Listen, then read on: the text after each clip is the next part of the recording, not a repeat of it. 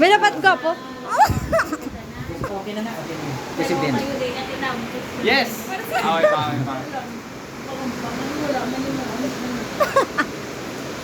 Okay. Ready na. Lugahod ka lang ang ulan, no? Tunog ka lang, ah. May ganun bro. Ikaw? Oh. Okay, go. Kung Yes. ariyo ka upod kasubong ang atong presidente, Brother Kit. Kung may bisitahan or Bible studyhan ang care group, maupod ka. Yes! Sang first time mo magwali, ano na batyagan mo? Full ba?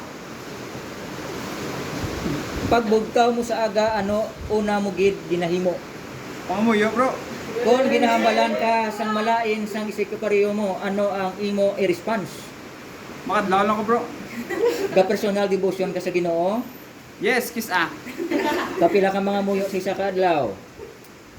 Hindi maisip. Ano maayo ka unon, utan o kon karne? Utan. Ga family worship ka mo? Kiss ah. Ano ang manami nga panimbawon sa gabi, midweek or vesper?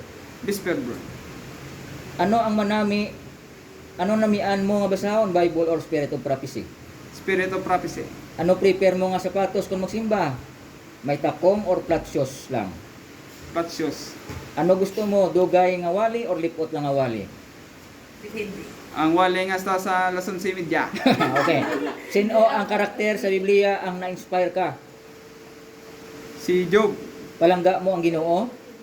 Yes, of course. Ano ang maayo imuon mo para hindi makasala? Basa Biblia. Bago ka matulog, ano ginahimo mo? Pangamuyo. Kung magbasa ka sa Biblia, ano prepare mo? Sa cellphone or sa literal ng Biblia?